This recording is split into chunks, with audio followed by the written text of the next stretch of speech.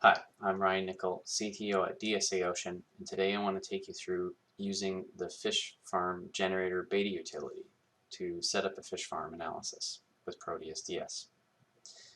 The beta utilities are on a hidden page on our website. You can find this by going to Proteus Simulation Toolbox, Help, and Visit Beta Utilities page.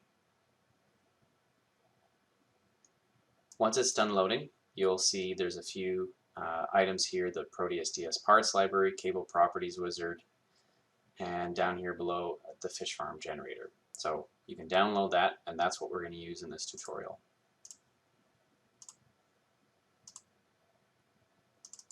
When you run the fish farm generator, you'll see there's a number of options to change parameters for the fish farm configuration. You can adjust the number of elements and the names used for the material properties for different components.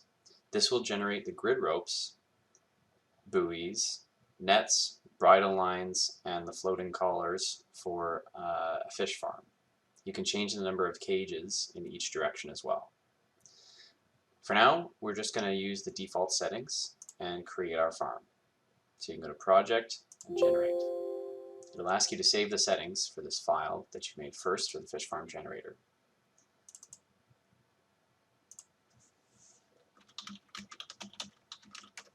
So we'll make a folder, call it default grid farm for the fish farm generator project file, and it's made the files for us. So we'll close the fish farm generator, open our project file, see all the input files for the project for ProteusDS Simulation Toolbox.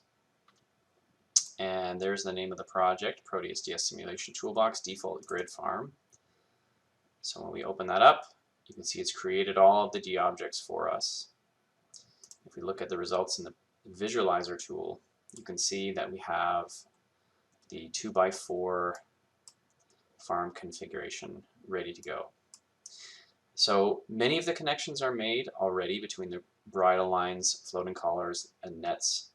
Where the connections are not made are at the intersection points of the mooring grid, where we're going to be adding some mooring lines. We'll get to that in another video tutorial. For now, that's all we wanted to show. Thanks for watching.